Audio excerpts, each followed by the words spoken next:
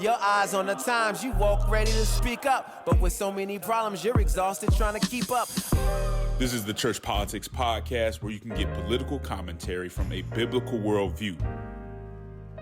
We're not trying to be conservative or progressive. We're trying to be Christian in the public square. And I'm black as heaven. I'm made in God's image. Nobody can change my settings. Hey man, got off my knees and put an end to my search. It's easy to sell your soul when you don't know what it's worth. Greetings, everybody, and welcome to another episode of the Church Politics Podcast. I am Chris Butler, and I am here without my play cousin and the founder here at the AND campaign. Attorney Justin Giboney is AWOL this morning, but we are not going to let that throw us into crisis.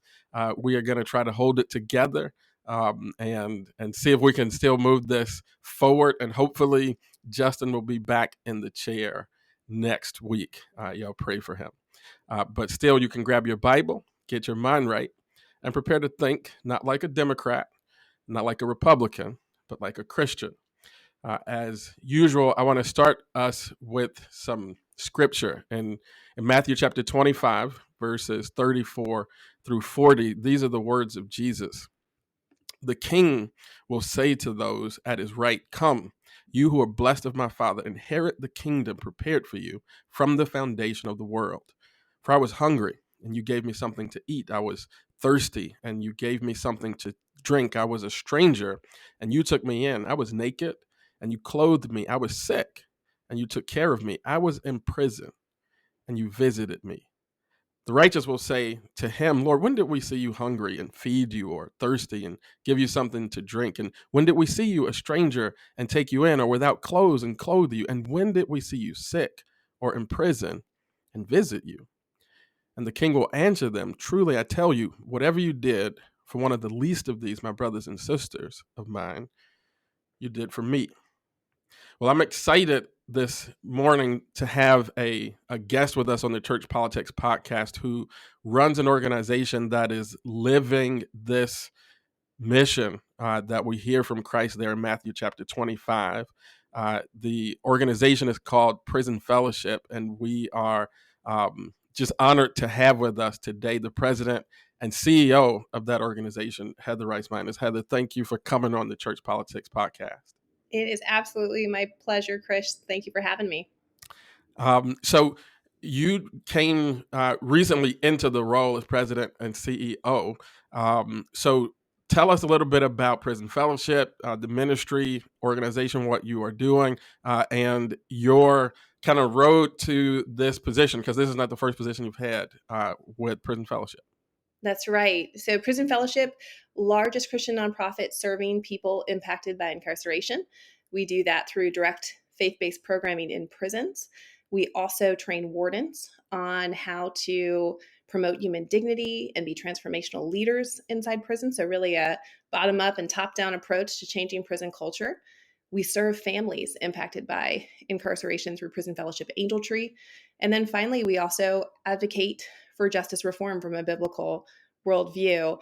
And Chris, that's really where I got my start at the ministry. Over a decade ago, I joined our advocacy and public policy team to work on justice issues in the halls of Congress and in state legislatures, and did that for many years. It's a passion point for me to make sure we're not just bringing our gospel values to share the hope of Christ with people inside the prison walls, but we're bringing those to the public square. So the AND campaign is near and dear to my heart for that reason. And a few years ago, I got more and more opportunity to take on leadership roles to help with some of our development work. And so just this January, officially became our president and CEO. Prison Fellowship has been around for nearly 50 years, and I am the first woman assuming the position. So started with Chuck Colson, the late Chuck Colson, in the late 70s. So it's a real privilege and honor to step into this role. Yeah, that is certainly a dope legacy to step into. One of the things, as I looked at Prison Fellowship, we've been talking a lot about this on the podcast recently, this idea that public engagement is not limited to the kind of political and electoral sphere, right? Mm, And I love that Prison Fellowship is doing work, um, working in public policy, working in direct service, working to equip other people to do better. And all of those are ways that we can get involved in public life. You mentioned Angel Tree. I was saying to you before we started that I grew up doing Angel Tree. Didn't know that it was a ministry of Prison Fellowship, but we every year would have the Angel Tree. And if you all haven't done this, it's something really awesome to do in church. I'm bringing it back to my church, and I recommend you bring it to your church. There's a tree in somewhere in the church, out in the foyer somewhere, and there are angels where folks have where you have Christmas presents that you can get for children of people who are currently incarcerated, and those gifts go to those children from their parents. So it's a tremendous blessing. I remember it used to be a great outreach in our community, and look forward to bringing it back. Share a little bit more before we go into some of the things that are going right now, just because I love Angel Tree. Can you talk, Heather, a little bit about Angel Tree? Oh, I would love to. It's such an amazing program because it's really about keeping the connection between that incarcerated mom or dad. And just last week, I was visiting some incarcerated women in a facility in North Carolina. Asked them, how many of you have children? Almost all the hands went up of these hundreds Wow. of women. And so I was able to share with them, hey, we're here to share an Easter message with you, but also want to remind you, you have an opportunity to connect with your child if you haven't already through a Prison Fellowship Angel Tree. And when you sign up your kids to receive a Christmas gift, and a church is going to do that delivery or host a party for them and be that conduit, but the gift still comes from you because you get to leave a note on the application that's going to get affixed to that gift so they know mom or dad remembered me. And not only that, we want churches to not think of this as a Christmas service project. This is a door opener to come in alongside families right there in your zip code, right there on your block of your church, year round. And so oftentimes it can become an opportunity to really have a ministry of presence to a family that's impacted by incarceration. We also offer sports camps for Angel Tree kids in select cities. And all over the country, we offer scholarships to Christian summer camps for Angel Tree kids. And we want to see those churches year round supporting other needs that they may have. Yeah, indeed. And it's I love how you said it's a door opener. And I can tell you, as somebody who has done grew up doing Angel Tree and also had Angel Tree in the church when I was doing youth ministry, it really is a door opener into the lives of these children and families. And those of us who do church, that kids bring the rest of the family to church. That's right. And so it's a really great ministry, a great project that if you're not doing it, you should get into it. So I want to spend some of our early time and really get into something that's happening with Prison Fellowship right now, which is Second Chance Month. Can you tell us a little bit about what Second Chance Month is and how folks might be able to get involved there? Sure. So, Second Chance Month is focusing on how, we have so many people who want to step into a new life post prison or having a criminal record. And they find that they're running into all kinds of barriers, whether that's a barrier to housing, a barrier to a job, and just the general stigma that can come with having a criminal record.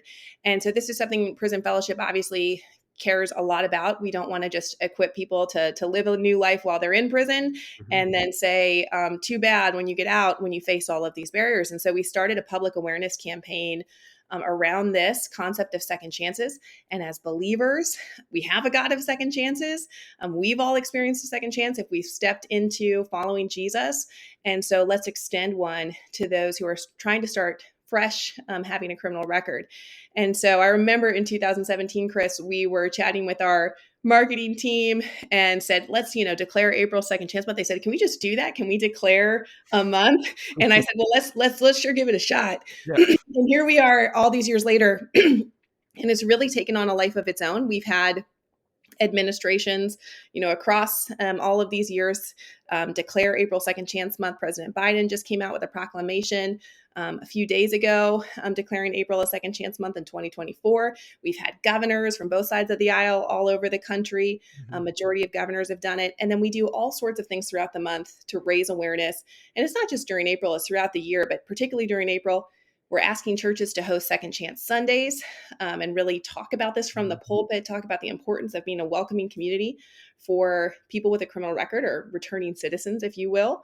Yep. Talk about the importance of language and how we can make sure that we're speaking life into those who have a criminal background. And we also do social media campaigns and invite people into taking action. And there's lots of ways you can get involved. You can check out Second Chance Month on prisonfellowship.org's website for a couple key ways to take action. Yeah. I think this is such a good thing to call the church to. Because for one thing, there are more folks who are facing these barriers that come along with having a criminal record in and around our churches than we really think. Right. I've walked with a number of folks through kind of the process of reentry. Probably the closest, not even probably, definitely the closest, would be my brother. Mhm. And when you have somebody who committed a crime, did the prison time, and is sincerely trying to get back into the society, I remember just something simple like getting a driver's license, right? Mm, Which is really important if you're going to get a job, if you're going to move around, get back involved with your children and all that kind of stuff. right. Driving legally is an important part of that, and being able to just have some identification so that you can do all the things, fill out a job application. We don't recognize it if you've never had to go without identification. You don't recognize how much of a handicap it would be to not have ID. But it was like a huge thing, and thankfully we've changed some laws in Illinois to make that easier than it was back in those times. But this is something that people are going through, and you don't always feel comfortable raising your hand, especially not in church, Mhm. to say that this is the challenge that I'm going through. Have you experienced that with churches that you work with as you've done this work over your years? Have you seen people experience that, and what would you say to somebody who might be in a church, leading in a church, and wanting to create an environment where somebody would feel comfortable saying, "This is what I'm facing, and I need some support." Yes. So I think, first of all, helping leaders of churches recognize how prevalent this issue is really important, because 1 in 2 Americans have a family member who is or was incarcerated, has a criminal Hmm. background. So this is something felt deeply by people in your pews. And an estimated 1 in 3 Americans actually has a criminal record. They may not have spent significant time in prison, but perhaps they have a DUI, whatever it may be. Yeah. And a lot of times people don't feel comfortable talking about it. And we actually do some polling every few years with Barna, trying to see if churches are more willing to talk about this. What issues are they willing to talk about? And there's a lot of other issues that I'm so glad we're talking about more Hmm. prevalently in the church. Things like race, things like domestic violence, human trafficking, but usually criminal justice and prison ranks pretty low. And so I think it's really important for those of your listeners who are thinking about, should I start talking about this? You need to do it because it's happening. It's something that people are holding on to oftentimes and not feeling the space to share. And just want to maybe give a shout out to my own church here in DC, National Community Church. A few years Hmm. ago, I asked Pastor Mark Batterson to host a Second Chance Sunday and be our featured Second Chance Sunday service, and he did it. And since then, it's just been incredible to see the change in our church. Hmm. We have had that very Sunday, one of our volunteers with Prison Fellowship, a justice ambassador, she didn't even know I attended there. She came, and her dad had recently come home from prison on compassionate release, had spent a long time in prison. And so she was just floored that this church was hosting a whole Sunday to talk about the message of second chances, to talk about how they want our church to be a place of welcome. And so she felt that welcome. And then Carmel, our justice ambassador, she is now, a member and leader at our church, and she actually started this ministry called Love Justice, and it's the hub for everything we do: Angel Hmm. Tree, Second Chance Sunday, hosting lunches for other families and people impacted by crime and incarceration. So we've just seen the culture of our church change to be a place Yeah. where we can not only talk about this, but minister in really practical ways to the families impacted by incarceration at our church. I mean, that's so awesome, and it's it's something to me that sits at the core of our faith, right? Yeah. I think if we can address this honestly, which we try to on the Church Politics podcast, some of the barrier for the church is this idea that you are dealing with somebody who's a quote unquote criminal. Um, and I think that sitting right at the core of our faith is this idea of forgiving criminals, right? If we take our gospel seriously, all of us are forgiven criminals, right? Right. Like we've committed sin. That's a crime against God's righteous standard. Mm. And we've been forgiven. And so I'm reminded as I'm listening to you and as I read about the ministry about Jesus' parable in Matthew chapter 18, right, where he talks about the servant who got off, the king let him off, and then he went and found somebody who had done a lesser crime. And again, I don't want to preach at us too much, but I'm a preacher is what I do. Preach. Um, if we really believe in a really holy God, then our crime is greater, right? Like our violation of the holiness of God, that is the supreme crime. And Right. so in Matthew 18, you got a criminal who was forgiven a greater crime, who won't forgive a criminal who committed a lesser crime. And so this ability, when you talk about transforming the culture of the church, I think one of the reasons that it did that is because this concept of how do I get somebody who, they messed up, but now it's time for them to be forgiven, get on the right track. How do I support that? That sits right at the core of the Mm. gospel. So it doesn't surprise me that it transformed the culture of the church. I think it could do that in a lot of churches.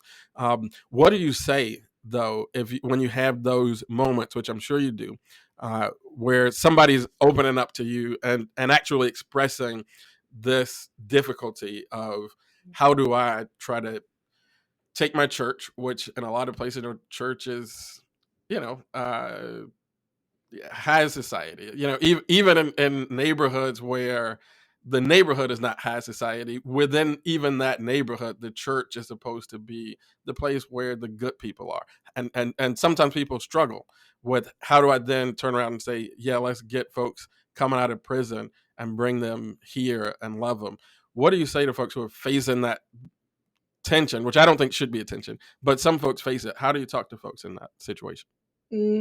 Well, I think if we look at the gospel, to your point, this is central to the gospel. I was even sharing with the women I was visiting in prison last week that I was reflecting on the Easter message and how the last act Jesus has is on the cross and saying to the criminal, quote unquote, next to him, right, that Mhm. you're gonna be in paradise. And so we know this is central to the gospel, and not only that, but I think of the woman who came and wept at Jesus' feet when a Pharisee had invited him to dinner, right? And people are thinking, why are you not realizing, if you're a prophet, why are you not realizing this woman is a sinner, Yeah. right?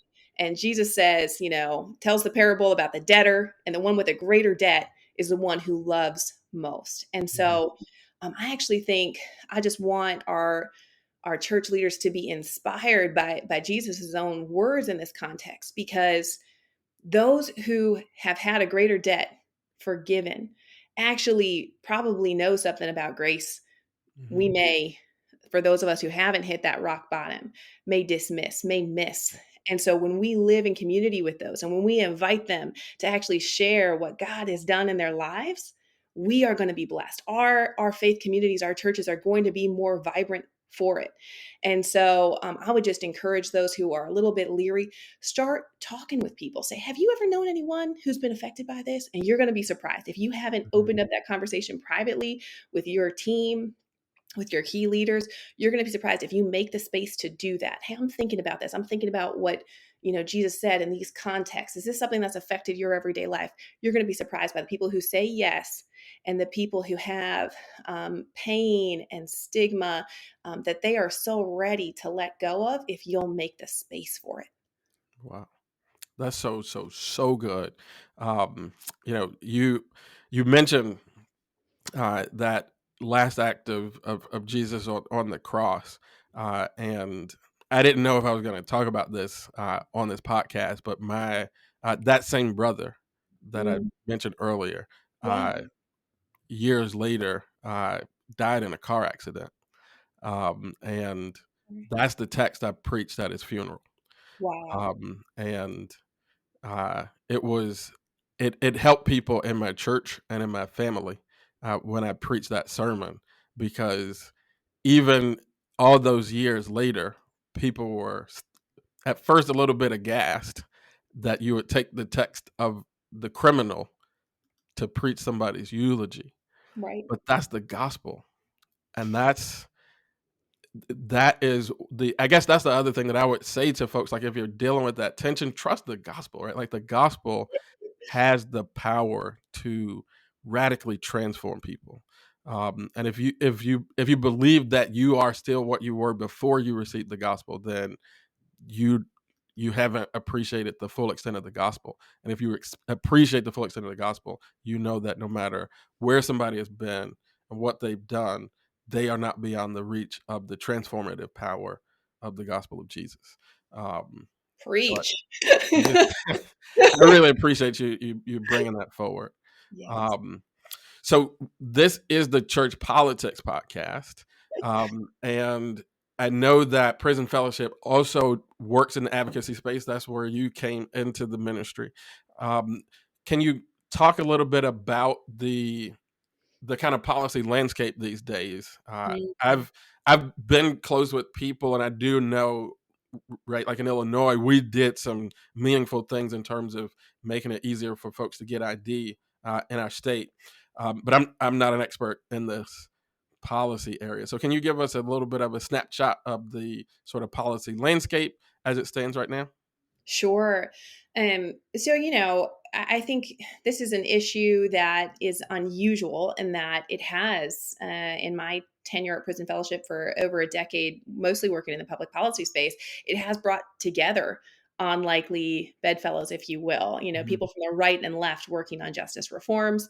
But it also comes with some tension, and some of the old sound bites tend to come back up, and are you soft on crime, these kinds of Right. things, right? And can be used against people in election cycles. And Mhm. but we have seen some good things happen. For the first time, we started seeing a decline in the incarceration rate.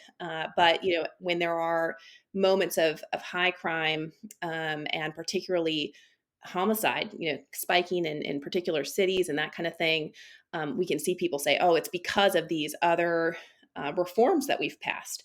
But in reality, we've got to really make sure we're looking at apples to apples. Every life matters to God. We want to address high crime issues, but we really believe at Prison Fellowship that the policies we're trying to promote create a more restorative system to make sure we have proportional punishment Mhm. for people who do commit crimes. That we're seeing those outcomes lead to better public safety as well. So, I look at the gamut, Pastor Chris, from sentencing reform to prison conditions to second chances. If you look through the life cycle of criminal justice, and there Mhm. have been some great reforms in all of those areas. I think of prison conditions. Our founder helped pass the Prison Rape Elimination Act back in the early 2000s, and that's something that is still in effect today, and making progress there. We also were able to be part of bringing back Pell Grant eligibility for incarcerated students. For almost 25 years, incarcerated Wow. students couldn't access Pell Grants. And now when I visit prison, after a couple of years of that being in effect, I'm hearing more and more people share with me, I'm actually getting my college degree in prison. And guess what? When people do that, it dramatically reduces the likelihood that they're going to commit a new crime. So they may as well use that time well, right? Mhm. And then post release, to your mention, driver's license reforms, making sure people actually get that driver's license so they can drive to work. Occupational licensing reforms, another one we focused on at Prison Fellowship. How do we make sure people aren't barred simply for having a criminal record to a job that they should be eligible for? And how do we make sure there's individualized review for jobs? So, there may be appropriate bars on particular occupations because of a criminal record, but a lot of times there's these blanket bans, and we're not looking at what's the relevance of the crime to the job, how long has someone been out, what work have they done to rehabilitate themselves. And so we really try and bring in that individualized review. And so with all of these things, we have not only our public policy team at Prison Fellowship working on them, but we have a program called Justice Ambassadors, where we're training everyday believers on how do you talk to your lawmakers about this? What are the issues in Congress? We've got 6 state campaigns as well. And so that's a program people can volunteer for. And what a difference it makes for lawmakers to hear from their constituents, especially speaking from a biblical worldview on these issues. Yeah, that's so good. So I had one question, but then I will go back to that, because justice ambassadors, do folks have to be in one of the 6 states to get that training? No, in fact, for our congressional work, which is always ongoing, and working with the administration, we need people from every state represented. So anyone from anywhere is invited to join. We've got about 300 people nationally who take the time to do that. Mm-hmm. And when you become a justice ambassador, does it equip you to do advocacy in your state? So many of these issues are state level issues. If I go become a justice ambassador, will I be more equipped to do advocacy in my state, even beyond the national issues that are being worked on? Yeah, so we have an agenda that we're working with our justice ambassadors in those 6 states where we have campaigns. But I also think, just in general, if you sign up to be a justice ambassador and we only have the campaign available at the federal level for you, I think you're going to become more aware of the issues at the state and local level as well, and become more equipped to advocate to that end. But we have formal campaigns in 6 states. Yes. And why don't we, because we have a national podcast, why don't we go ahead and delineate those 6 states where we do have campaigns going right now? Yeah, so Virginia, Ohio, Tennessee, Texas, Michigan, and let's see, I must be missing one. Tennessee, Texas. I'll come back to it. We'll I'm come sure I'll back get to it. oh, We got Oklahoma, y'all. Oklahoma. There we go. Oklahoma. That's number 6. Yes, love to folks in Oklahoma. Uh, so if you're in one of those states, check out Justice Ambassadors. And even if you're not, I think that getting equipped on talking to your elected officials about this is really important. One of the things that I used to say, I guess I still say it, I don't engage on this at the advocacy level quite as much anymore, but there are these 2 phrases that people use almost like they're interchangeable. At least in my environment, they did: penal system and corrective system, or Mm, corrections system. right. And I always, try to get folks to focus on this idea that we should not be trying to build a penal system, right? Because that's a system that's just designed to punish, and it ultimately doesn't really help the society much to punish people for doing bad things and leave it there. A corrections system is inherently corrective, and so the idea is that if you go through this system, you come out better, inside, outside, in all ways, so that you are better able to um, live in society. And I think that's much, much better for the society. Am I onto something there? Is that a kind of like a shift that people, especially policymakers, have to make? Oh, yes, absolutely. I think as a default as Americans, we tend to think punishment equals incarceration, right? Mhm. And it's why we're leading the world in Yeah. the pro rata rate of prisoners in the world. And so I think one, we've got to think outside the bars, if you will. Mhm. We've got to think about alternatives to incarceration that have actually been shown to be quite successful. Things like drug courts, or leveraging probation, community supervision, restorative justice programs that actually bring people together with the person they've harmed. So it's not me against the government, but me against a real person Yeah. who I've created harm to. And so I think, we've got to think about those alternatives. And then when it comes to prison and the environment there, a lot of times we have prisons, and we are okay with having prisons that really prepare you to go back to doing exactly what you did or do it better Yeah. instead of preparing you to be, what we would say at Prison Fellowship, a good citizen. And that's why, we're doing our part not only through policies, things like bringing back Pell Grant eligibility to those who are incarcerated, but also we're doing the work through our programming. Our primary program inside prison is called the Academy.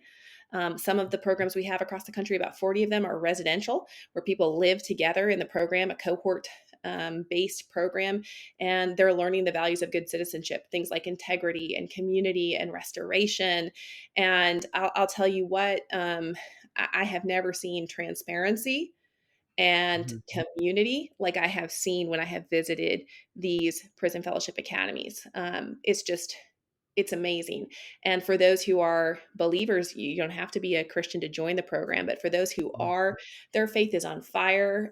They are just growing. They are aware of the grace that they have received, and they are becoming culture changers in the prisons. For those who are staying there or coming home, they're becoming change agents out in the community as well. Yeah. So prison fellowship is so good at this by this time. How do you come alongside churches? We've talked about the ambassador program and those types of things. Are there things that you do specifically with churches to help equip churches to enter into this space? Yes. And I just want to share my heart. As I stepped into the role of assuming CEO and president, I spent a lot of years looking back at Chuck Colson's original documents, and he cared so deeply about equipping the local church. And that's on my heart. The Mhm. only way we're going to scale to touching the lives of all those in prisons and jails across the country, there's about 4,000, and we're in more prisons with intensive programming than we've ever been before, but it's a drop in the bucket when you look at how many prisons and jails there are. But guess what? There's enough churches to cover those. Yeah. And so, equip the local church, we can reach all those people. And so, first and foremost, a lot of our church partners come into the door through Angel Tree, which we talked about earlier. But we're also forming church partnerships to reach prisons. We have people who come in through their local church to volunteer in the academy if we have one nearby for them. Just hosted Easter Hope events last week, and we do hundreds of those across the country, and we want every single one of those to have at least one partner church who's coming in, providing the worship, providing the prayer, providing the message, so that people inside are saying, that's a church I could go home to, right? Yeah. And not have that just be a one-time event, but how do we incorporate them into the ongoing programming that's happening in that prison? And then, more to come in the future years, but we're also building out some resources that we're going to make available to churches who are maybe doing ministry or considering doing ministry at their local jail. Prison Fellowship's intensive program focuses on prisons because we have longer time with people. There's less turnover. Mhm. But a lot of times a prison's pretty far away, especially for urban churches. And so we want to equip you to go into your local jail. And so more resources to come in the future years from Prison Fellowship to really share the knowledge we've had over 50 years of what works and coming alongside those who are inside. So awesome! Thank you so much for sharing that. I think the Second Chance Month is also a great opportunity for churches. One of Yes. the things that I'm praying, and I'll just say, I plan to do on our last Sunday of April. I think we got it scheduled for the last Sunday, but we'll put it up. We'll talk about it. Right now, we don't have. I'm going to talk about the fact that we're bringing like Angel Tree, but we don't have a ministry around this. But one of the things that I'm praying throughout the month is that when we just open the conversation, I mean, we're going to do like a 5-7 minute window in the service. But my prayer is that in doing that, somebody's gonna catch the vision and be Mm, like, man, this is a place in ministry that I would really love to step into. And so I would say, even if you don't have like a bunch of structures that you can, dive, 2 feet into doing this robust kind of ministry, just participating in Second Chance Month yes. might open up opportunities. I love Have, that, Chris. Yes. And I think, I'm so glad you raised that because it's the perfect opportunity. And some churches are spending their whole sermon and their worship is everything is, themed around it. But you Mhm. could start with just 5 minutes, right? 5 minutes to talk about, hey, did you know this is Second Chance Month? This is our Second Chance Sunday. I want to dedicate it. Here's why it matters from a Christian perspective. Get that conversation going. And, maybe you'll find, as we did at our church, that Carmel in your audience who says, I Yeah. want to, I'm inspired by this and I Mhm. want to get something going. And I also want to mention, in addition to Second Chance Sunday, that Prison Fellowship hosts a conference for churches called Restore every year. Mhm. And this September, we are hosting at Church of the Highlands is co-hosting with us. And we're going to have a bunch of speakers, a lot of pastors, missions directors, and other kind of lead volunteers from churches across the country are coming and networking. We've got workshops to tell you how to, to really equip you to make next steps. That's really awesome. Um, so you've been super generous with your time, and I want to try to land the plane, but I do have a few more things I would love for you to talk to, Yeah. because you're coming uh, into this role as president and CEO, leading Prison Fellowship into another era of great ministry. What are the sort of challenges and opportunities that you see on the horizon over the next, several years for Prison Fellowship as a ministry and for the church, um, you know, from a larger perspective? Mm. Well, I think since I'm on this podcast, I want to Hmm. first speak to kind of the politics. And this issue is one that's brought people together, but it's also been a one that's divided. And I think as Christians, we have a real opportunity on this issue to present a third way. We're not Republicans or Democrats, we're Christians Hmm. first and foremost. And this is an issue that the Bible speaks to. We have such an opportunity, especially for younger generation Christians, to be a voice and a consistent witness here. And so that's something I hope Prison Fellowship can help equip the church to do. Um, and then, the second thing I'd say, Pastor Chris, is there is something amazing happening with the church inside, as I call it. Hmm. The people who are following Jesus inside prison.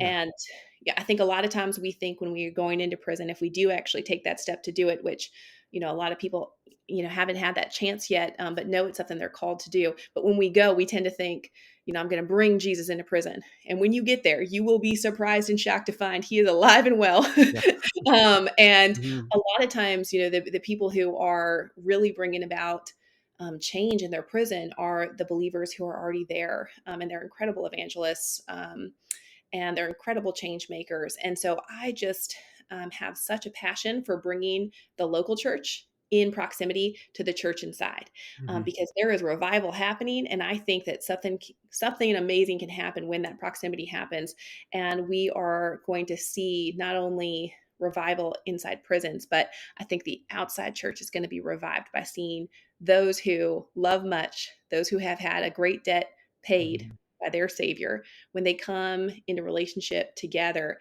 they are going to be revived as well. That's so awesome. And that answer you mentioned younger generations. Mm, One of the things that I know and experience is a lot of younger people, as we try to reach, Gen Z and beyond, right? these issues of justice are really important for them. And having justice issues show up in the church is going to be important for maintaining our ability to keep the young people who we have inside of the church and certainly to reach other young people. Um, so have you seen that, like, experiences where through Prison Fellowship or other churches where young people are able to engage with church who maybe weren't able to engage as much in other ways, but are able to find this justice ministry as a hook into church? Yes. I think so much our younger generation is looking for the church to be a consistent witness. Mhm. And that's what I love the work, that you and Justin are doing here, and talking about how we have to be Christians first and foremost, when we consider these issues. And when it comes to justice, it's a real opportunity for, I think, younger generations who are skeptical, who want to see a consistent witness to step in, and there is a place for you to get involved. And this is actually consistent with scripture, right? And I hope that as folks engage, whether it's as a justice ambassador or using our social media toolkit for Second Chance Month, that they're also beginning to see a more holistic picture of God, a more holistic picture of biblical justice, and that is bringing people back to the church. Yeah, I just think it's such an opportunity because this issue is so gospel centric, Yes. and as you've mentioned a few times, it's not perfect unity, but it's a lot less heated than a lot of other political conversations that you could undertake inside of a church. So really, just recommend that if you're listening here. Um, so if somebody's listening, Heather, and they're like, I'm in love now. I need to be a part of what Prison Fellowship is doing. How do you recommend folks kind of take that first step to connecting with you and making a contribution to what you're doing? Yeah, I would say, come to prisonfellowship.org. There's ways to get involved and volunteer opportunities there. You'll see the Justice Ambassador Program you can apply for. You can check out Angel Tree, get your church involved in Angel Tree and serving kids in your community. And follow on social media and just begin to educate yourself on these issues. And there's opportunities to take action. We try and make advocating as easy as possible. We have tools that help you, write a letter to your member of Congress in a matter of a minute. Mm-hmm. So lots of, easy on ramps, as well as if you're ready to do a deeper dive into volunteering in prison or becoming a justice ambassador, we would love to equip you to do that. Awesome. Is there anything else that we've kind of skipped over that is important that you want to touch base and share about? I guess I just failed to mention as we were talking about legislation and just some of the state campaigns, at the federal level, which all of your listeners can participate in. Some legislation we're working on right now that has not yet passed. And a lot of times these things take 5+ years and you just got to stay at it and persevere. That was true for the Pell Grant issue. That was true for the First Step Act, which brought about some sentencing reform. But one we're still working on is called the Equal Act. And it would eliminate the disparity between how we punish crack versus powder cocaine at the federal system. Still provides penalties for people who are involved with that, but does so in a proportional way. And right now we have harsher penalties for those who are using crack cocaine. This disproportionately affects communities of color. So that's something we're still working on, as well as a bill on prison oversight at the federal level. So these are the kinds of issues, if you step into the Justice Ambassador Program, that you're going to get to work on that I also think can have a ripple effect on states and localities. Awesome. Well, NCAMP, we have just experienced a really awesome privilege to talk with President and CEO of Prison Fellowship, Heather Rice-Minus. Heather, thank you so much for spending some time with the Church Politics Podcast. Thank you so much, Pastor Chris. Appreciate it. Awesome. Well, guys, you know that we at the Church Politics Podcast, we believe that we are part of a movement of Christians who approach civics and politics with both compassion and conviction. And we cannot do it without you. So please continue to support, share, and we'll see you next time.